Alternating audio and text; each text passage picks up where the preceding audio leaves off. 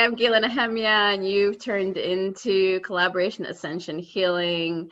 I'm a sacred erotic self-love mentor, poet, author, and I'm so excited today because Maya Boston's here from Australia. We were just talking about that, and I'm just really excited. So thank you, Maya, for being here. I'll say a few words about her before I ask some questions. Maya is an international transition guide, light language channel, and Gong Sound Journey Practitioner. Her online classes and private online sessions bring people far more than releasing, healing and balancing, frequency shifting, and self-empowerment. Maya is a Gong Sound Journey Practitioner, speaker, and teacher in practice for over 14 years. She is a starseed, way shower, and a messenger of the blue ray. Through the process of self-love and awakening of an inner knowing revealed lifetimes of soul memory and a passion for her life's purpose as a transition guide and an alchemist of sound, of light and sound. Maya has a unique combination of skill sets, including her personal transition session, which includes deep inner work and self-love, assisting people to transition from the old 3D consciousness into the world we have been waiting for of 5D consciousness. Combined with her unique skills as a Gong Sound Journey facilitator and light language channel, is empowering people to open up to more of who they truly are. Maya creates personal 15-minute Gong Sound Journey tracks, which are verbal transmissions of light codes and frequencies that can enable you to awaken to your divine light within and remember your multi-dimensional nature. Wow, that is so exciting. Completely up my alley. I'm so excited to be here with you today, Maya. Well, hello, Gila, and thank you so much for having me. I'm very blessed and very honored to be here with you today. So thank you for reading all that out for me. Well, I think it's important, we don't, when we're introduced to new people, sometimes we don't know the breadth of what they do. So I'm really glad that you shared all of that. I wanted to ask you about this accelerated awakening that you do. What is that? Just before we even, before you even answer that, I just wanted to say a couple of things. I'm also on that journey with this whole awakening and moving into 5D consciousness. And it's such a pivotal time. So I'm really excited that you're talking about this right now. So go for it. What is it? What's accelerated awakening? Okay, so Accelerated Awakenings is my 22-day program to a better version of you. So where you are now is the old third dimensional version of yourself. And I assist you over a 22-day period to transition and let go of old thoughts, old patterns, old behaviors, and move into alignment with the current energies that we have on the planet, which are more into the fifth dimensional consciousness. And I'm not going to say, reality, because when we know that we create with our consciousness. So at the moment we're creating with a third dimensional consciousness, and this is the world that we have. And we are now looking to change and shift our consciousness into the fifth dimensional way of thinking, which is really a connection with the heart and going into feelings more than what some of the limitations are in the third dimensional consciousness. And with that, we then begin to create the world that we've all been waiting for. And we can see all this change that is going on around us, and it might bring up fear in some people. They might think it's the end of times or whatever, but that again is an old third dimensional program. We need to let go of. It's the end of time as we know it, and we're moving into something completely new. And what people are not understanding is that you cannot move into the fifth dimensional consciousness without consciously looking at the stuff that you're carrying with you, the baggage, if you like, that you're carrying with you, and looking at it, seeing it for what it is, and moving on beyond it. So my program consists of 3 main elements. There are personal sessions where we talk about what you would actually like to change, and there's follow-up sessions during that 22-day period. Then there's the actual emails that I send every day, which is a different thought about how you can change what you currently have into the 5th dimensional way of thinking. And the final element, of course, is the personal Gong Sound Journey track, which is a 15-minute track that I create for you, especially for you, to assist you with moving along, and as a continued support beyond the 22-day program. Now, we all know that it takes 21 days to change the neural pathways in our brain and create a new habit. And I chose the number 22 also because in numerology it's the master builder number. So we're building a new version of you, a more authentic version of you. And this personal gong track not only helps you during this 22-day period, but beyond that, because that's what an essential thing that I found is really missing from a lot of stuff that I see online, is where is the after support for people? I don't see that. I just see people go to events and they feel really great, and they come away from the event and the energy dissipates and they're right back to where they started before the event. And the gong track is the actual support. It's got gongs, it's got light codes and frequencies through the light language and the toning that I do. So it's the support beyond the initial 22 days. So you get to have your vibration raised. You're claiming your sovereignty, which I think, sovereignty is freedom, our own personal freedom. I'm not talking about anything political here. Sovereignty in the sense that it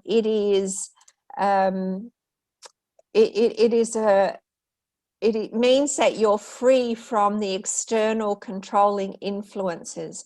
You're in a state of detachment. You can still observe and feel the world around you, but you are not in reaction to it. So you're not having your buttons pressed. You're not having a knee-jerk reaction to something someone's just said or to a situation, because all that results in is our energy feeding that and supporting that person or that situation. So when we're in neutral, we can see it, we can observe it, we can feel what's going on, but then we consciously choose, do we invest our energy in this, or do we just send the love and leave it at that?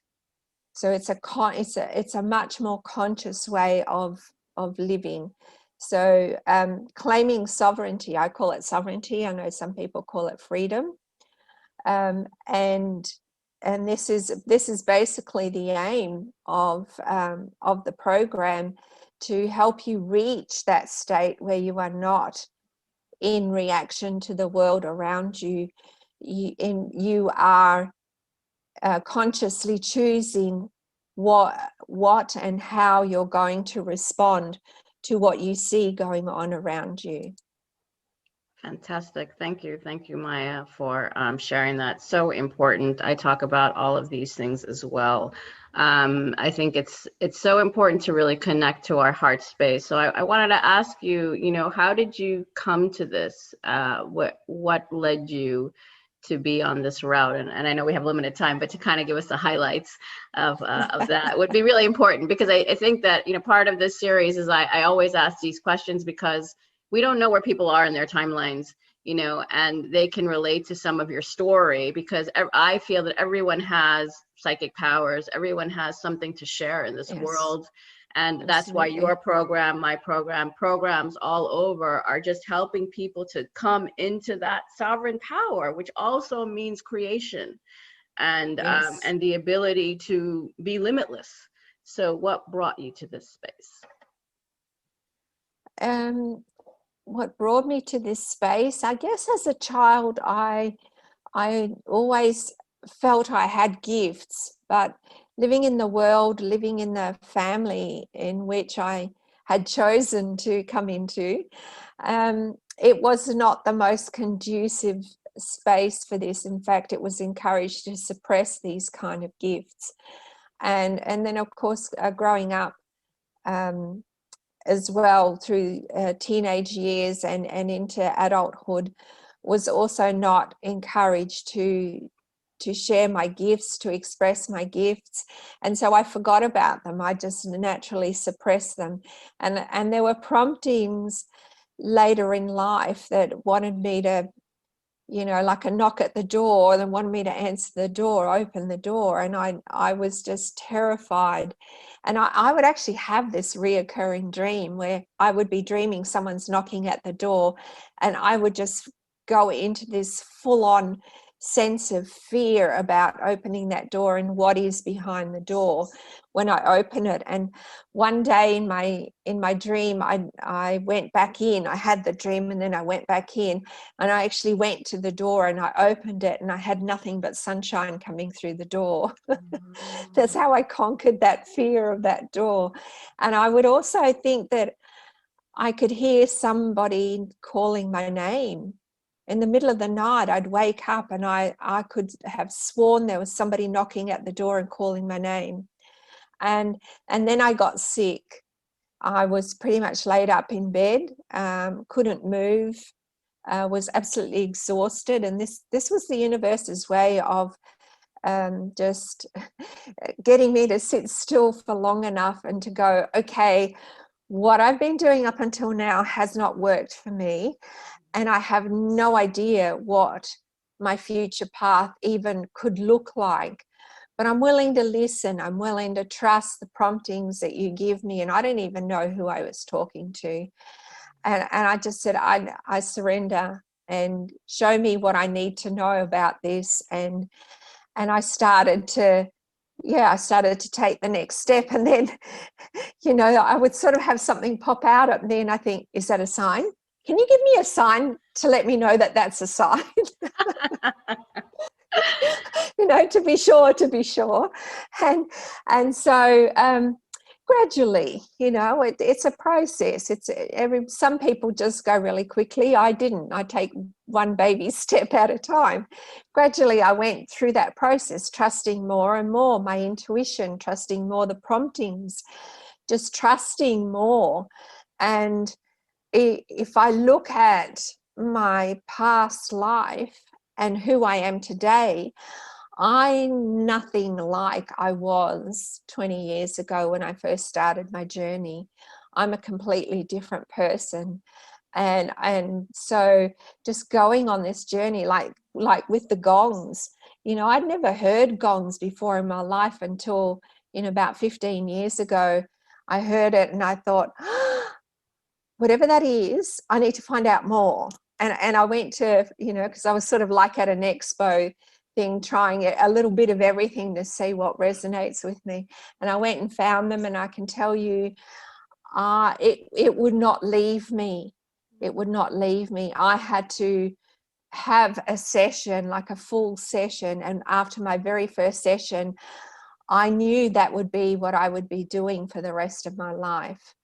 And then, within 2 months, I became a business partner in that particular business. And then, less than a year later, I was already away from that business because I needed to follow my own path. And, I just kept accepting the next signpost, and I often felt like, if I could say, I often felt like a salmon swimming upstream. I was always feeling like I'm not going in the same direction other people are going, but this is where I have to be. This is where I need to go, and I can't do anything else. There's something inside of me just pulling me in that direction. So yeah, so just trusting more and more, and after playing the gongs for a while, the light language and the toning started to come in, which is what we call the gifts of the gongs.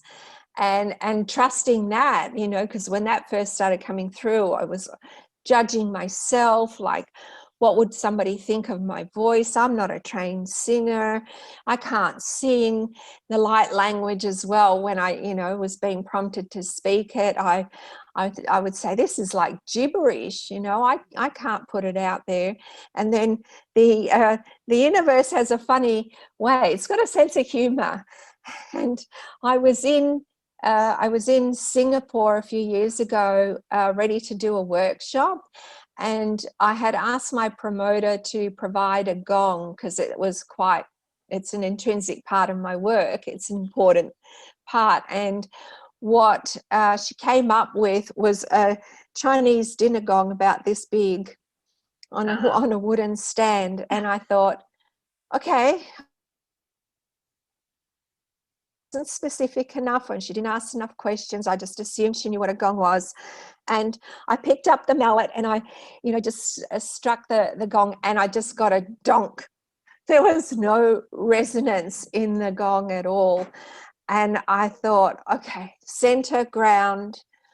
What am I going to do here? What is it that you want me to do? And the message came through, use your voice. Oh, I've gone, beautiful. no, I don't want to do this. What do you mean? It's always, I can't sing, I can't, you know. And anyway, so I got the workshop, and people are coming in, and I'm set up, and I'm thinking, okay, just breathe. You're meant to do this. Whatever comes out here is the right thing for now. And so I couldn't use that gong, but I brought with me some other little sound makers, and I started doing the workshop, and we went into the meditation, and I just sort of, in the moment, I just said, okay, whatever comes out of my mouth is right for this group of people, may it be for their highest good. And I began to sing, and I tell you, I wasn't bad. I'm not a trained singer, but what came out didn't sound all that bad. And then the universe sent me confirmation afterwards in the form of a lovely soul who came up to me, and she said, you know, the song that you sung during the meditation? She said, that I heard that exact same song sung by crystals on a recent trip to Israel. And I just went, okay, that's confirmation that I'm clearly tuning into something and singing the right sound. So I trusted that, you know, so I trusted that as well. And I thanked her, and I thanked the universe for the confirmation. And, you know, I have 3 very large gongs on stands, and they're usually kind of on 3 sides of me, and I'm in the center playing. So I was able to hide very well.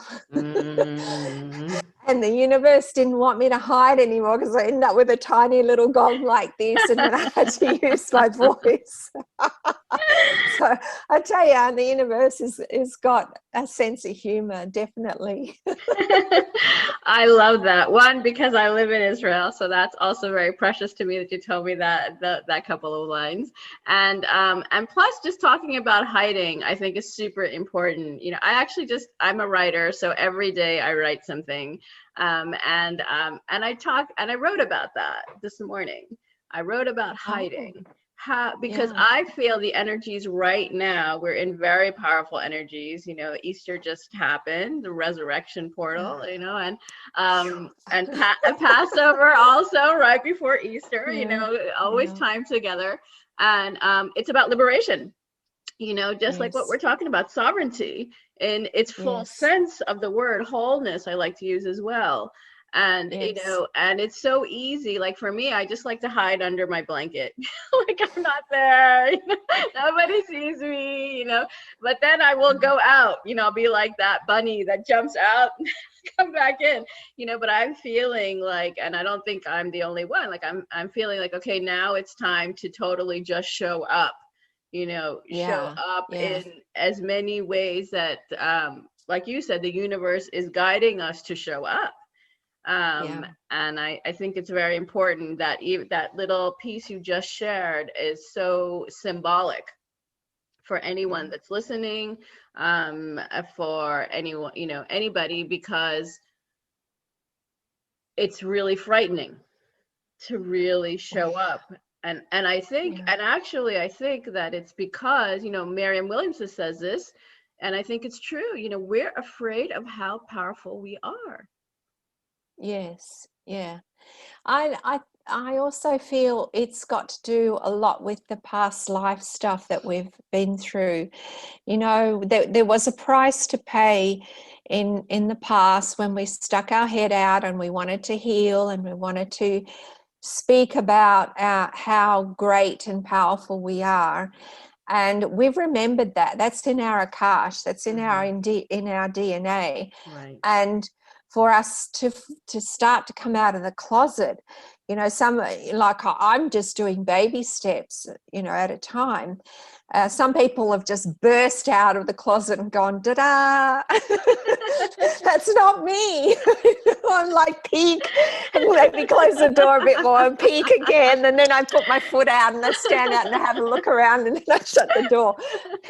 I'm probably a lot like you going under your blanket. But I would have to agree now more than ever, the messages that I'm getting, it is safer than it's ever been to come out, to speak, and to shine our light out into the world as light workers, as bearers of light, because it's our time. If we don't do it now, then the whole ascension process it's going to go slow. It'll still happen, but it's going to go slow. So if we want to accelerate this time, it's really time to look at ourselves, to leave behind all that no longer serves us, and to find that authentic self and allow that authentic self to be expressed out into the world.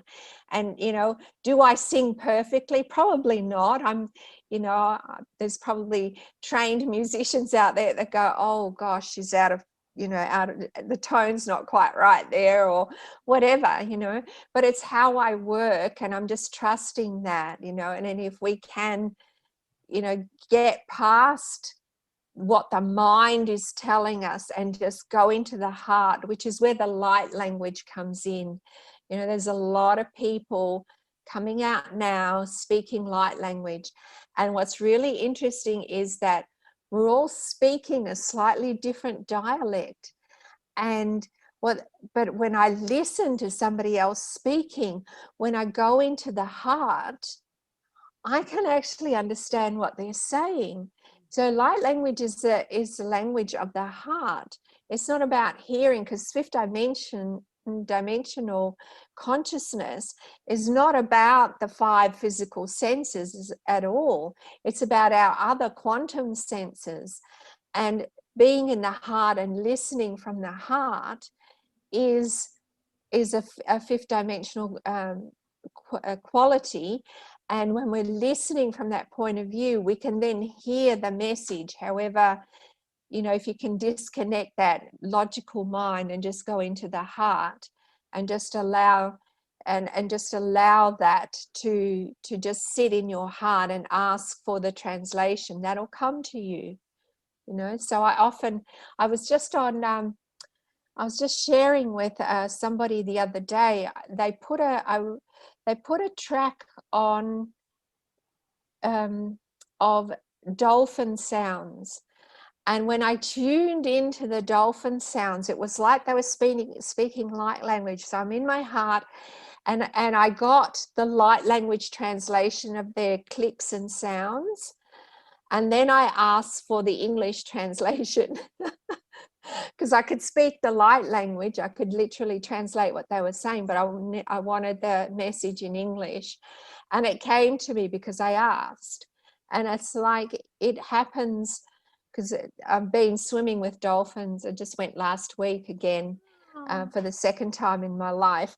So it's really, I'm really being asked to connect and explore, discover what this new thing is that's come on board for me, and how do I use that, how do I help humanity with these messages that are coming through, because I can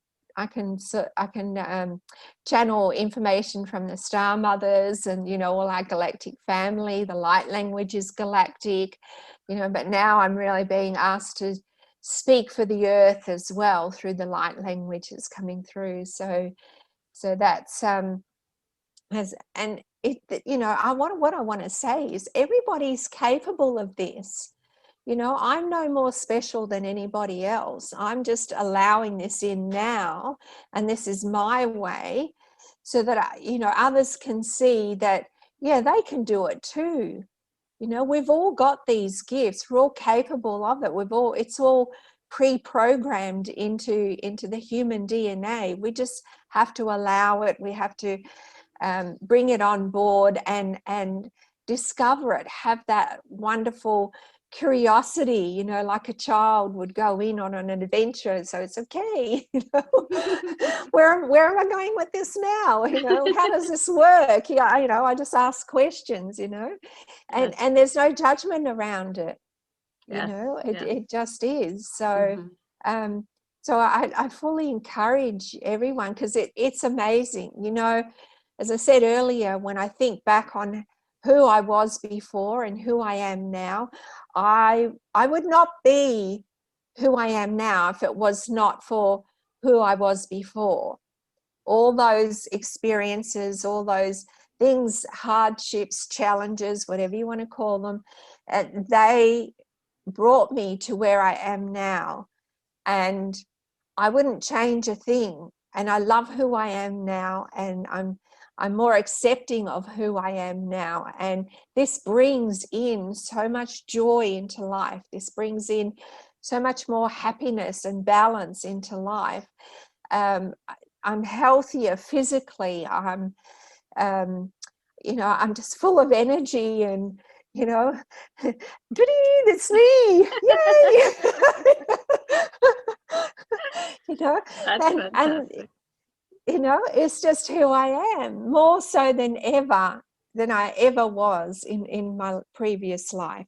So the more that I'm walking this path, and it's been 20 years now, the more I've grown, the more authentic I've become, and I'm loving it. I'm just loving it. It's an amazing life that I live now, and I would never have been able to imagine that I could live this kind of life, all that time ago, before I started this path. So come on. Yeah, Come on, join us. everybody, you can do it. I think if I can do it, anybody can do it. Come on. I love that. I love that, because I say the same thing. We're no different than anyone else. If they see us and they're like, whoa, you have this, you have this, you have this, whatever anyone is seeing in us is a reflection of themselves. Absolutely. Anything that they are desiring. And I love the fact that you talked about the heart. I just published my poetry book, and someone just told me recently, a healer was like, there's a lot of light language in there. And I understand that, because I don't even feel like I wrote it, like it went through me, Yes, it just, and yes. I think that that's a lot of artists, I think all of us are artists inside.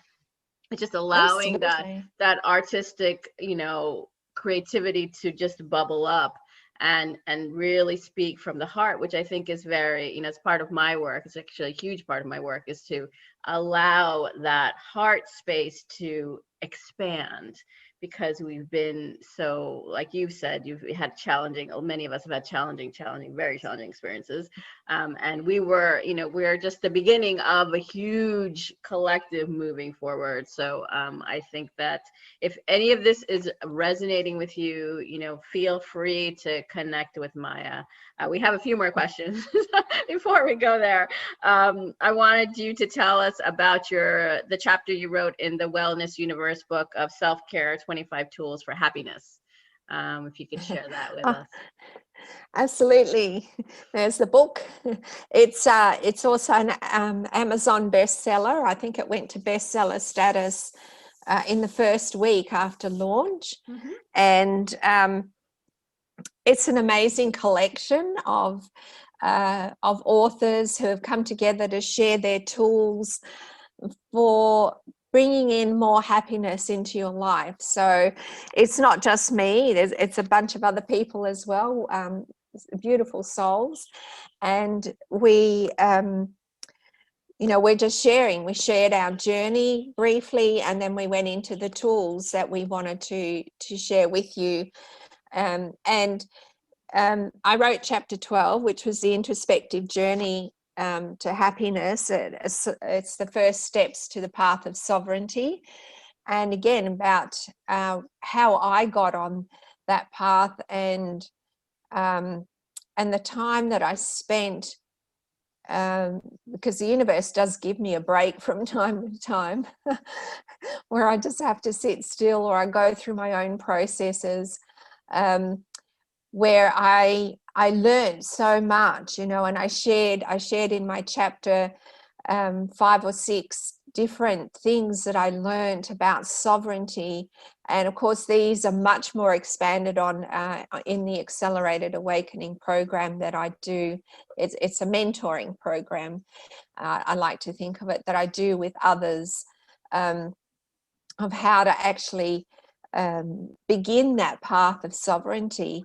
How do we get to that state of detachment? How do we stop stop looking at things in the third dimensional way, and how do we stop that reaction? How do we stop taking things so personally? When someone's clearly upset and they're yelling at us, in my mind, I'm feeling into what's going on.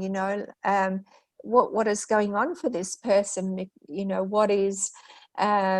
What are they trying to say to me? What has triggered them? Because they're really talking about themselves. I really listen to what they're saying, because they're giving me clues as to what's going on for them. So it's not so much about me, but it's about what they're trying to say, what they're trying to share, for in a very, can I say, dysfunctional way. They're trying to share it, and they don't know how to actually go about the sharing process. So it's about not taking things personally. It's about having a choice in every given moment.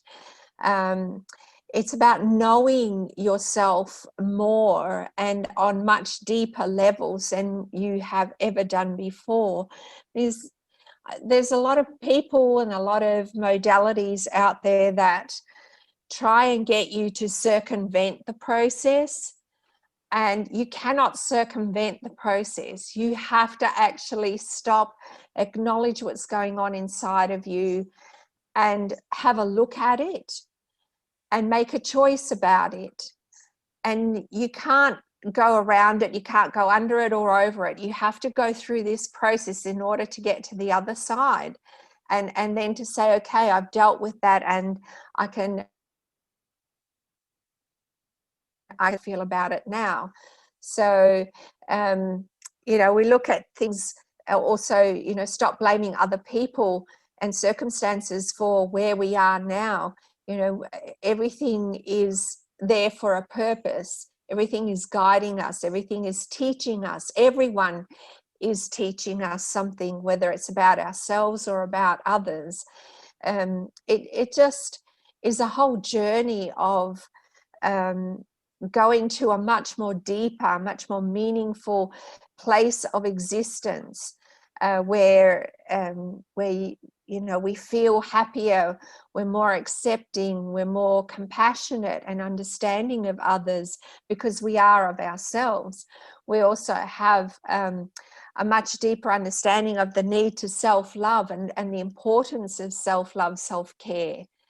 And then of course that all comes about because we're more connected to our authentic selves, and from that place of peace and balance and harmony within, then we can share our divine gifts with the rest of humanity. And rather than the old way of, we can't, people used to think that you needed to be poor to help other poor people, or you needed to be sick in some way to be helping other sick people. And really that's not a good place to be helping others from, because it's a depleted place. So when we self-care, self-love, we're centered, grounded, we have peace inside, then that's a very good place from which we can then help others, because we're actually showing them a version of ourselves. We're actually showing, role modeling for them a different way of life than we have been living in this third dimensional consciousness. Yeah, I totally agree, and I think that personally, sometimes, especially because of some of the conditioned responses that I have had in my own life, I've realized are like, I guess it's a strong word, but toxic behavior, not necessarily good behavior, and not behavior that I want to even continue with, and it could be even with a person I love. Yes. And I think, and I've realized this, so just talking about this in my group program, that disrupting patterns, this is when we disrupt the pattern, it's like a, even I think in computer science or something, it's like a pattern interrupt. When you interrupt the pattern, then you begin to, it's like the 21-day program, or the 22-day program. You start a new habit, start a new way of thinking. And it's scary sometimes to do that, but the universe is going to guide you. And I think this is the part, this was the last couple of years of my own life, of that true surrender and trust of the universe, and knowing, because I believe we all have our soul's desires and it's happening. And the way, I think this is where at least most of us, at least my clients and myself, get caught up in the way. We don't need to know the way. Like you just shared a beautiful scenario, right? You didn't need to know how you were going to open up your voice to speak the light language. The universe guided you to that. And then you opened up into a whole new world of yourself. And I think that trust and guidance and going back into center, like, okay, I feel this in my heart and I allow it to happen. It's all about intention. It's all about consciousness and awareness and being present and knowing, to me at least, it was knowing that,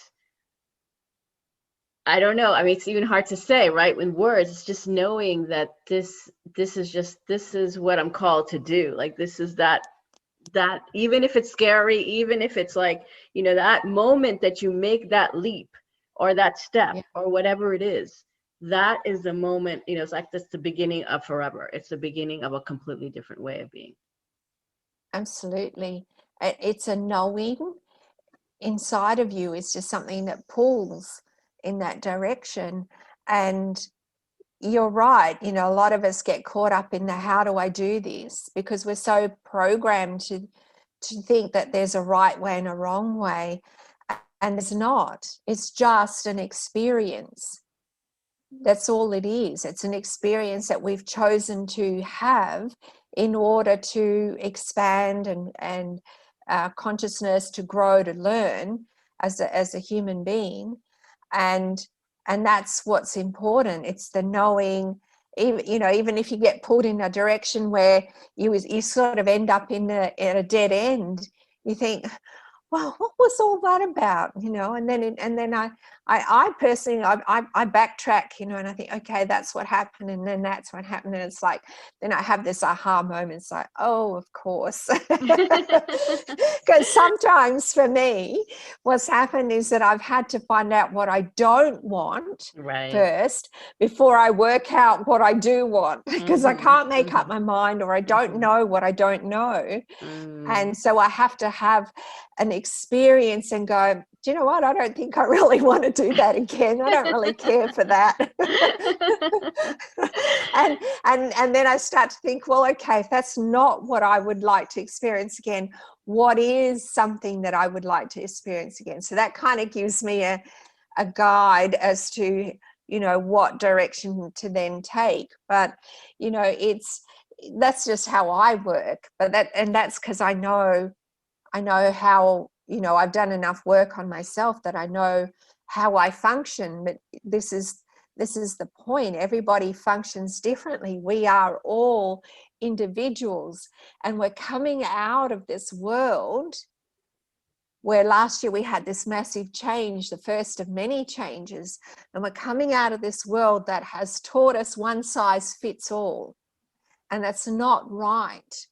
It's one size does not fit all. We're all individuals. We all work individually, and we could have 10 people doing the same modality, but each and every one of those practitioners does that modality in a slightly different way, holds a different frequency to all the rest of the practitioners, and therefore draws in completely different clients to everybody else. So the whole idea of competition then falls away as well, because there is no competition. It isn't about website funnels and earning a six-figure incomes and all that. It's not about that. It's as you just mentioned, Gila, it's about the now moment, being present in the now moment. It's not about, yes, we need that logical mind to go, okay, this is what I need in order to pay my bills, and this is how I'm structuring my life, because there are certain areas that need that left brain stuff. But then we balance that out with the right brain stuff and the heart connection, and being in the heart and following and creating the kind of life that we want to live through the heart. So really we go beyond the heart into the higher heart, because we're now in the 12 chakra system, and we bring in the higher mind as well to join in with the higher heart. So again, it's really important to move beyond the basic 7 chakra system, because things have changed so much for us. So all of that, there's still a lot of people still not even heard of the 12 chakra system yet, but we're there. It's here, it's available to us if you want to align into that system. And of course the colors of the chakras have changed, and all of that as well, because we're in a whole new time. This is we're not understanding that change means change. You actually have to look at something and make a conscious decision to change it. And if you're not doing that, then you've still got a bunch of stuff that is anchoring you in the 3rd dimensional consciousness. And until you look at it, until you resolve it in some way, there's a resolution of that resistance that you have towards a situation or a person from the past. Until you resolve that energy, it will not move into the 5th dimensional consciousness, because we're still being anchored in the 3rd dimensional stuff. So this is why it's important to really go inward. You can't circumvent the process. You go inward, you have to look at it all, even the parts that you don't want to look at, and that's tough. It's really hard. It's challenging to look at those parts of ourselves and go, I really could have handled that better, But again, letting go of the judgment, it's not oh, I'm a really bad person, or, you know, I was this or that. It's simply, okay, I could have handled that better today. How could I have handled it better? You know, and then thinking of a better response, a more compassionate response, a response with more understanding towards others, whatever it takes, you know. And then also maybe looking at, do I need to do anything to rectify the situation where I could have, you know, maybe there's something needs to be clarified, maybe an apology needs to be made, you know, because we all make mistakes, you know, we're all human, we all make mistakes, and acknowledging that, okay, that didn't quite work out for me, need to tweak that in order to you know, let the energy flow better there, you know. Even when there's conflict, we can work through that energy, because, you know, this idea that somehow we're all going to be agreeing on the same things, and that we're all going to leave religion behind, or whatever the thoughts are, you know, or aliens are going to come and beam us off the planet to some different dimension. You know, all of that is, you know, they're ways of not looking at what's going on in ourselves. They're actually resistances within ourselves, but also the kind of world we're creating is not where we're all going to think the same. We're all individuals. We're all going to have different opinions about things, but our first resort isn't going to be to go to war. Our first resort isn't going to be resentment or anger, you know, because these just come out of fear. It's going to be, okay, I hear what you're saying. I'm not really agreeing with that because that's not how it works for me, but I see you, and I accept that that's how it is for you, you know, and so having that compassion and understanding for others. So yeah, it's we're not going into hive mind or anything like that. Thank you. Thank you for sharing that. I wanted to bring up a point that you said that I think is really important is, you know, because I've seen this sometimes with my own clients, and my own process is taking responsibility. You know, it's very easy to like abdicate, you know, to be like, okay, you know, now you're my coach, or you're my friend, or you're my whatever. And so now, you know, I give this to you. But it's actually a two-way process, you know, and I think that it's very important that whoever, you know, even if, no matter how you do this, just like you said, you're asked to truly look at it, you know, and it's going to come up. And it's about how sometimes we circumvent it ourselves. Nobody's circumventing it. We do it ourselves. You know, it's our own mechanism, our own mechanism of not dealing. And then, when it comes to light, sometimes we don't want to, you know, we'll still be like, okay, well, we'll go the other way. You know, and that's natural. You know, it's really challenging. Like you said, it's challenging to really be honest. And this is something that I'm very into, is like just really being honest. Maybe sometimes I'm a little blunt, to be honest with you, but I think that, you know, at least to be honest with yourself more than anybody else. It's like, who are you? What have you been doing? Looking at your family, looking at your children, looking at your partner, looking at the way you live your life, you know, what you eat. Like, it really comes to very granular levels of what you're doing. And then to see, are you in agreement with yourself? You know, we're not talking even about political things or other people. Like, are you really doing what you believe or feel is good for you? Because sometimes, you know, eating something could not be good for you, and it creates different things in your mind and your behavior that you just are not aware of. So taking that responsibility. Eating something because everybody else is eating it, instead of asking for what you really want or what you really need. That's definitely one of my things, because you know, becoming you know, a gluten-free vegetarian, bordering vegan. I can't be vegan, but because my body just won't allow that to be totally vegan, or at least at this stage anyway. Mm-hmm. But so I teeter on that fine line, but I certainly don't eat flesh. And then asking, you know, for if you're out with friends, what has that got in it, you know? And you might feel like you're, you know, being very picky or particular, but that's okay, because you're actually asking for what you need. Right. You know, if the work environment is too noisy, then you work out what you need, and then you ask for what you need. And you know, and it certainly was many years ago for me at a job interview, when I asked the interviewer, is this the normal level of sound in the work area? And they said yes. And I said, is there a possibility of having, you know, some earphones on or something to help with the sound? They said, absolutely not. And I said, well, thank you very much for your time. And I turned around and walked out, because I'm not going to settle for anything less than what I need.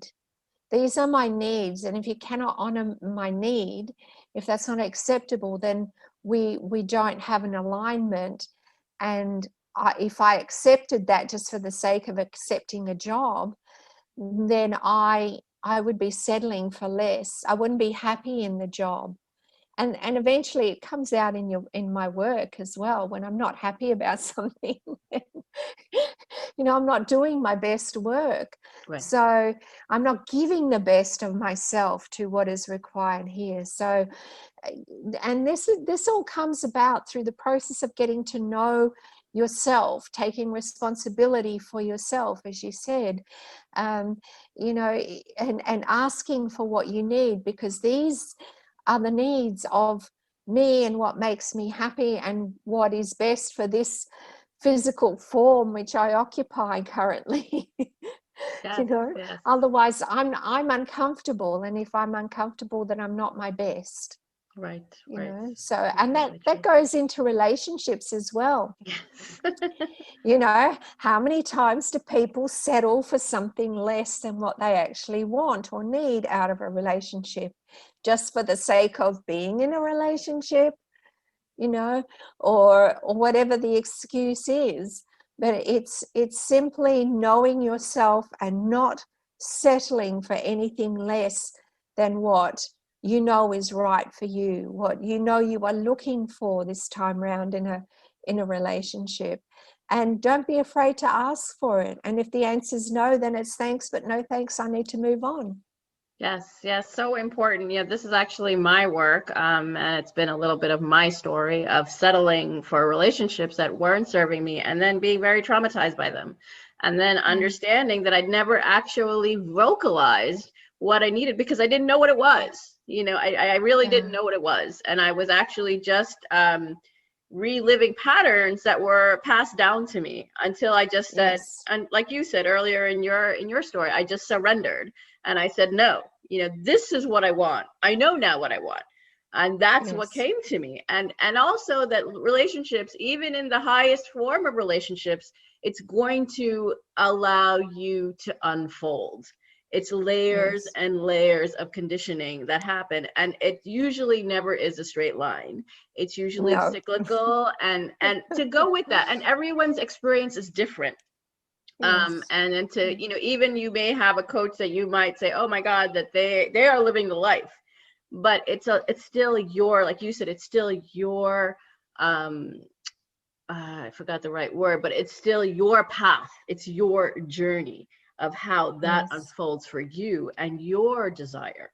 So I agree with you on that. And I really feel like strongly it's all about the heart space, connecting to the heart and allow, because I believe the Yeah. heart has a map of everything and just to Well, follow it. it absolutely, and they're calling it that it's bigger than the brain. It has neural pathways, and it's certainly you know, the ECG that they measure the heartbeat with, that certainly generates a much greater electromagnetic field than the brain Exactly and the right. heart. But it's really all about balance. Mm-hmm. It's about, yes, in this physical reality, we still need that left brain to Yes. do certain things to function in this physical world, but then bringing that into balance with the heart. So a balance of mind and heart. It's also about balance of between the ego and the higher self. Mm-hmm. The ego is what makes us, this individual with this particular character. And we've been taught, oh, it should be suppressed and this and that. It's not about suppressing the ego. It's about bringing into balance ego with the higher self. So Mm-hmm. bringing a bit more of the higher self in, and having less of the ego running our life. And it's not necessarily a 50-50 split, mind you. Right. It's kind of a fluid ebb and flow, Mm-hmm. depending on the now moment that we're finding ourselves in. Right. Sometimes it's a 60-40, sometimes it's a 40-60 split. Mm-hmm. It's just what is required of us in this now moment. But there's a balance. You always kind of bring it back to a sense of balance within yourself. This is what's going on for me. This is how I'm feeling.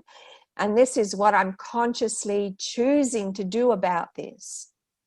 Yes. And yes, again, taking responsibility, as you mentioned earlier, Gillian, that's a key thing, because nobody is, we've been taught to blame everything else from, what is it? Mercury retrograde. Right. Oh yes, Mercury retrograde. Everything's going wrong. This is what's happening, and there are times when the energies are very intense. We know that, but really, how many things do we blame on Mercury retrograde? And how much of it is actually what we're doing? Right. So Right. taking So true. responsibility for ourselves, or saying to someone, "You make me feel." Mm-hmm. Something. Nobody makes you feel anything. You are consciously choosing, you are unconsciously choosing to feel something. So have a look at what is being triggered inside of you that brings you to that pattern of feeling what you're feeling, and Mm-hmm. how can you disconnect that trigger? How can you neutralize that trigger so that you feel differently about, is it really that important? So, like part of my mentoring program is working out what your priorities are, what are your personal values, and really going deep within yourself to answer honestly, because you're not putting these answers out anywhere. You're simply, sitting with yourself and looking at what's going on for you and how you're feeling in any given moment about any situation that you're finding yourself in. So yeah, responsibility, I think, is a big one. So, and changing those statements from "you make me feel" to "when I heard you say," or "when I saw you do," whatever it was, I felt, and then you express what you feel, Right. you Right. know, which is a very different tone to "you made me feel, and when you did that, and every time you do that," and it's like immediately the other person's going into defense mode. Mm-hmm.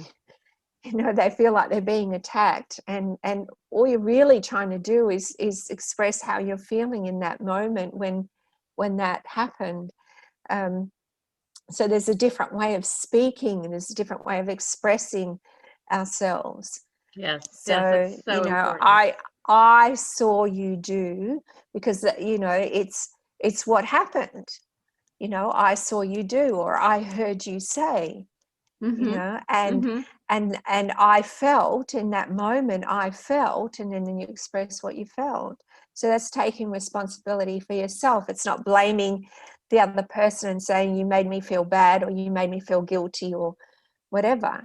So it's that kind of shift that we have to make in taking responsibility for ourselves and what we do, and living our lives more consciously, whether that's asking for what we need, or, you know, every aspect of our lives, right down to the products we buy in the supermarket.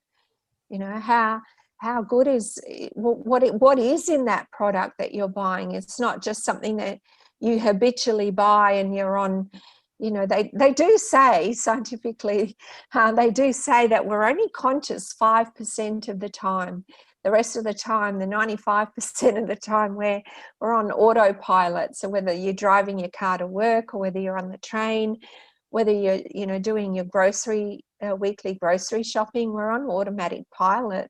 And we've got this, you know, conversation that's going on in our head the whole time. So it's all about becoming more conscious of all those aspects of our lives. Every aspect of our life is going to change and is going to be brought up into the light, to be seen, to be looked at, and to be resolved in some way, especially in this decade. I feel this decade between 2020 and 2030, every aspect of our lives, and that means not just our personal lives, but our society itself, our cultures, our governments, every aspect, you know, everything from politics to finances to how we live, what kind of car we drive, everything's going to be up for change. So this is the time of the great shift. This is what we mean, you know, and I know as humans we don't like change. Yes, this is, I think, you know, it's interesting. I think that a lot of my writing used to be about dichotomies, you know, like this, you know, it didn't gel, you know, but as I think, as for, at least for myself, as I'm moving forward, as I'm, you know, really opening up into this sovereignty and wholeness, and you're right, everything is up, everything, like I'm thinking about buying a car, what kind of, I have to get into the details of the car. Is it, you know, is it energy efficient? Like there's so many things to think about. You know, before it may have been just price, but it's no longer that. It's really, what am I doing to humanity by driving this car? I even have to think about that, you know. What are the positives and negatives about that? But I just take that small example because it's like, it can be exhausting. You know, because we only normally use 5% of our brain and the rest of it is just like kind of sleeping, we begin to maybe use a little more, like 6 or 7. I'm not saying a lot, but you know, it's just that, so allowing yourself the time, like we talked about earlier in your book, the self-care, you know, the self-nurturing, the time to kind of recalibrate this because your body is changing, you know. It's that very has deep. to change as well, doesn't it? Yes. That has to change to hold the higher frequencies of energy to, you know, that's slowly changing as much as it can as well.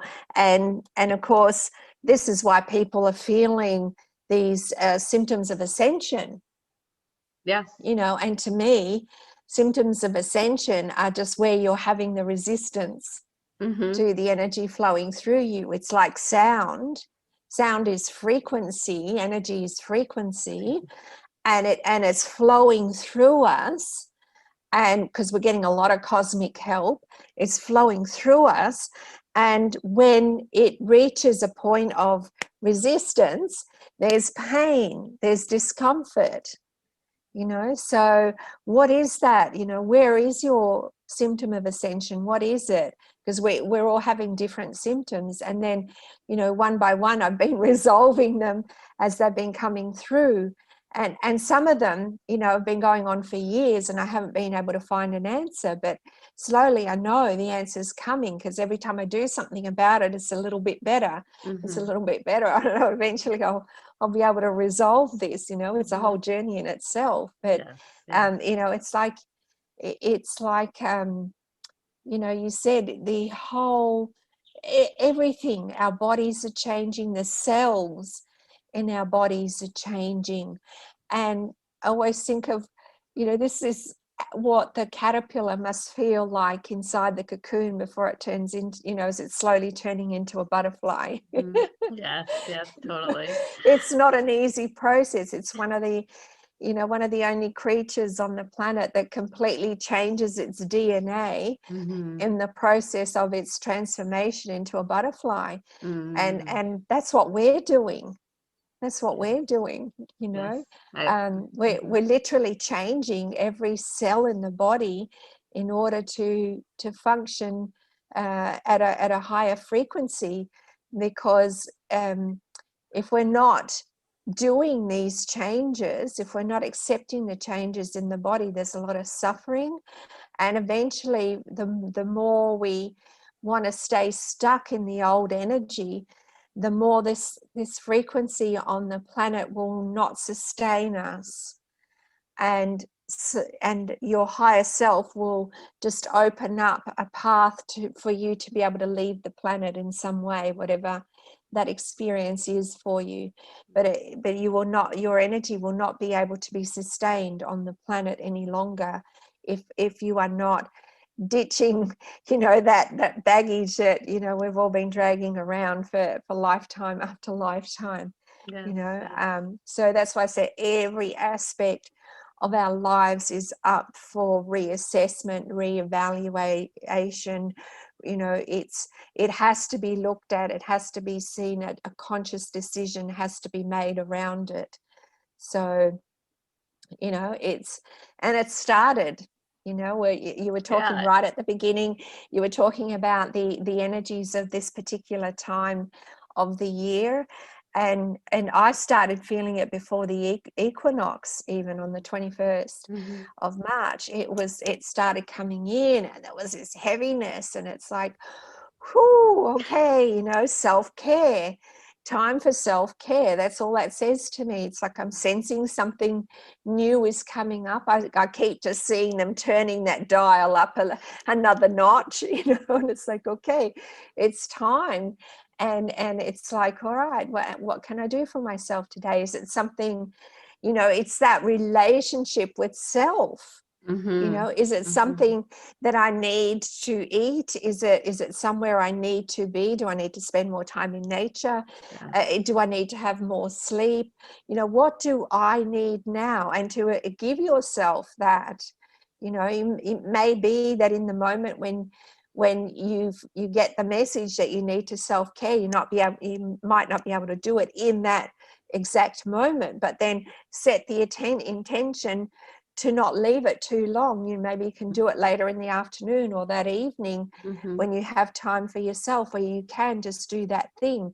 But, you know, or it can be in your lunch break, you know, go and sit in the park for a change instead of, you know, doing the shopping or something. You know? Right. Or taking a breath, taking the time to just take a breath, you know, that can make a huge change. Take a breath, breathe deeply. We're really being asked to breathe deeply. I think the breath is probably the most fundamental part of it, you know, because if I can feel that energy coming in, I notice how I'm breathing, you know, and it's like it's from the chest, you know, and it's like, okay, what's going on here? And then consciously just bringing the body back to deeper breathing, you know. And I don't know if everybody knows that if you take a breath into the count of 3, it's an old yoga thing, take in a breath to the count of 3 and breathe out to the count of 7. You know, it's a signal for your body to go from that fight and flight response into that rest and rejuvenate state. So the breath, you know, the breath is very essential. I mean, when was the last time you thought about your breath? You know, it's such an automatic thing that we do. It's a good question. You know, so bring your breath and the way that you breathe into your conscious mind. How am I breathing in this given moment? You know, and really notice yourself. What else am I feeling in my body along with that shallow breath? What else is there? You know, and allow that, just acknowledge, okay, you know, that's how I'm feeling. And then, you know, there's lots of little processes that you can do with yourself, and maybe not in that moment because you might be busy with children or a partner or family or at work, you know, but later on, when you have your quiet time, really think of that and bring yourself into that grounded breath. Bring your body into that state of rest and rejuvenate, and look at your emotions. You know, how am I feeling? I really noticed myself today. You know, I was feeling anxious. A lot of us not even realizing we're feeling anxious. You know, we're walking around with this knot in our stomach a lot of the time, which is one of my big things. How do I resolve that? What's going on there? What am I hanging on to? You know, this intense energy kind of sometimes makes me want to really feel stressed and pull my energy in, and, you know, and it's like, okay, I feel that I'm sort of withdrawing rather than expanding out. So when I sit quietly and I ground and center and do that breath, I feel myself relax and expand outward again. And it's like, okay, I'm not under attack. It is simply a change, and it's asking me to adapt and flow with the change. Yes, Aho, thank you for sharing that. So important. I wanted to share about your free gift, if you wanted to say a few words on that. And we don't have much time, but if you'd like to do a short healing with us, that would also be fantastic. So I'll leave that to you. Sure. I think Gila will share with you the link for the free gift. It's a Gong soundtrack, so you can take 10 minutes and just allow the sounds to just work with you. You know, let go of that left brain stuff and listening and judging the sounds. What is this? Just go with the sounds. Go into your right brain. Just allow. Sometimes you know, you might see colors. Sometimes you'll have visions, and sometimes you'll go to sleep. You will always get what you need, what your body needs in the now moment. So whatever it is, you know, I've clients listening to you know, gong tracks on a loop all night, you know, with their earphones in, so they don't disturb their partners. It helps them sleep better. And I've got, you know, clients using their tracks after work, you know, when they've had a really challenging day at work, and they just use it to relax, you know. So whatever you know, however you feel to use the soundtrack, use it. It's yours to have and to use. And going into a process.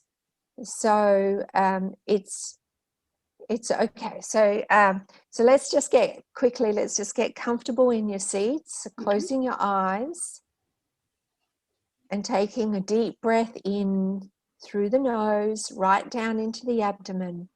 Nice deep breath. And then exhaling through the mouth. And just noticing your body and how deeply you can take that deep breath in as you breathe in once again through the nose, right down into your belly. Allowing those lungs to expand, and then breathing out through the mouth.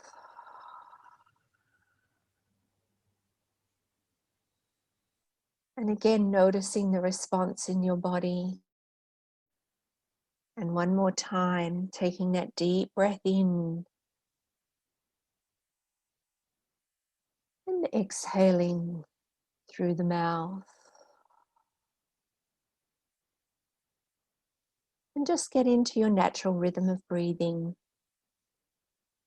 But still remembering to take the deep, deep breaths.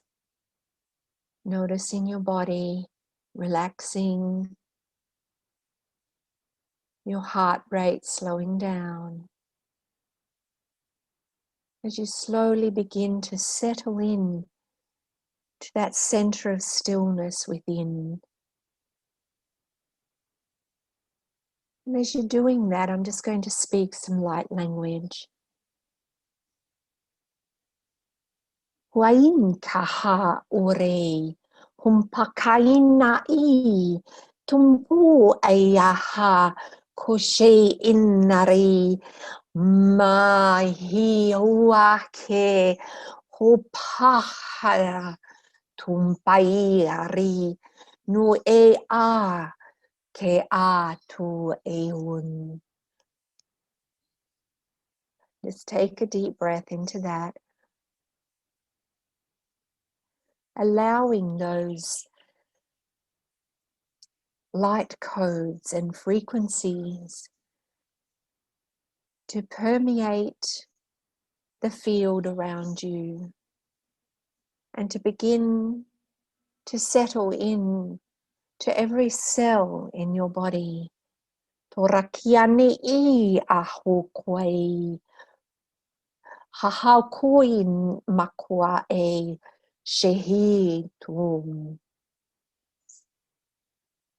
arakiana e.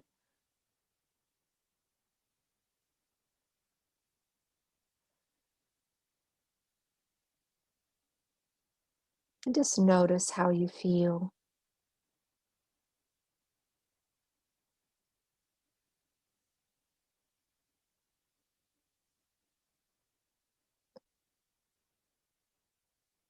And just think about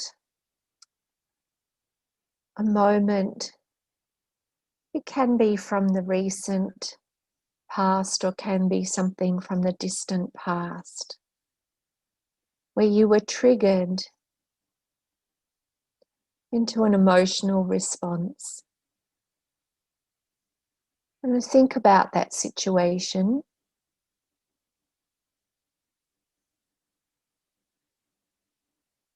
And really feel what you were going through, the array of emotions that you were going through in those moments.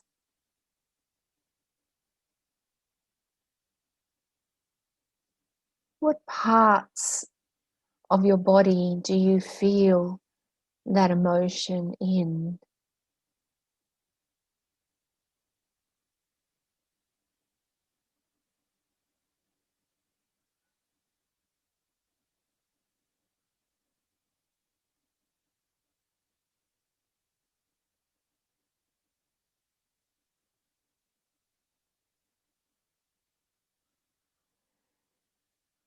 And if you can give the emotion a form, what would it be? Perhaps a color, a texture. What would it be?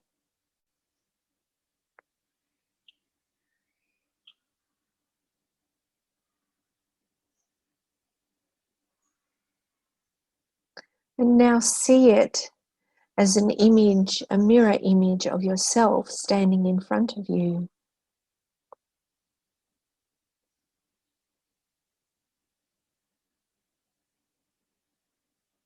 See that mirror image feeling that emotion, whatever that emotion is.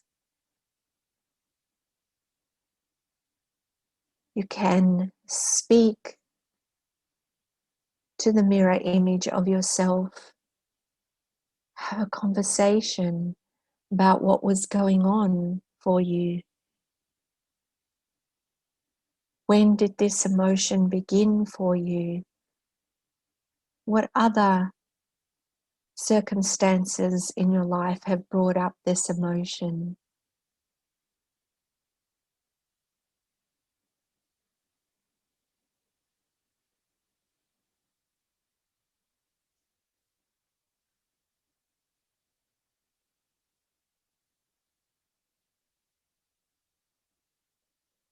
And as if you were best friends, give each other a hug, accepting without any kind of judgment.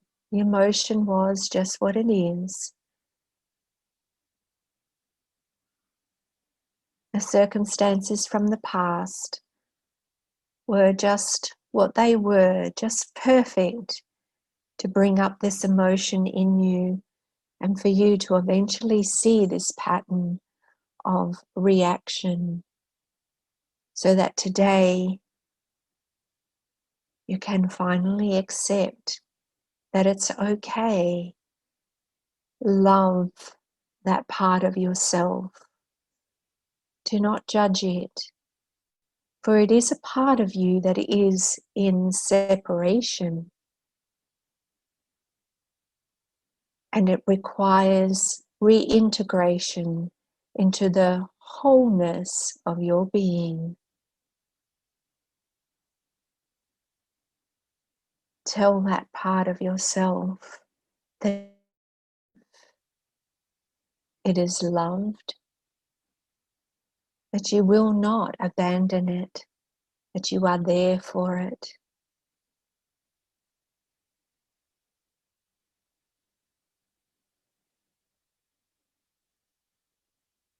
And you will hold it for as long as it needs you to hold it.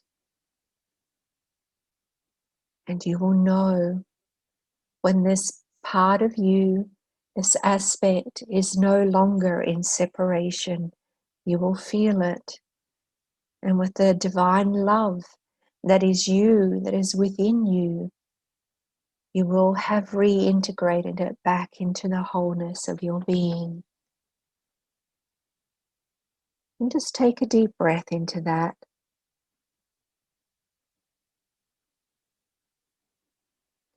Hain kua reishi na aha, tumpaki na ha, tura e na ha, tumpaka shehe, humpi na ki na haika uka na araki te e sho aha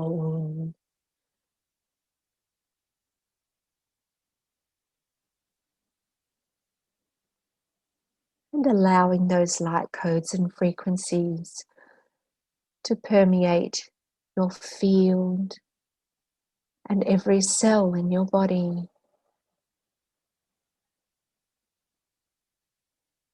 As you take a deep breath in and exhale,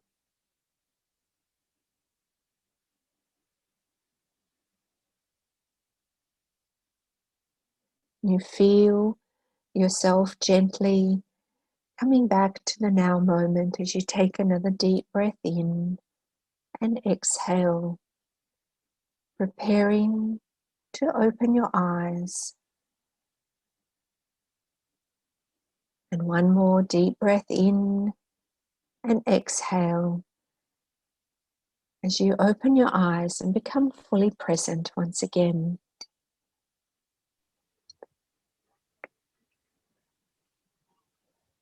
Thank you so much, Maya. Wow, that was rejuvenating. Thank you very, very much. Thank you for this opportunity, Gila. My pleasure. Thank you for being here today. Thank you everyone for listening. And, this will be available on all channels. And no words. I'm at peace now. But you can contact Namaya. All her information will be in the details. All of my information will be in the details as well. We're always doing a healing work and open for you to really step in to whatever it is that you are feeling called to do. So don't hesitate to connect with us. Thank you. Thank you. Thank you. Thank you.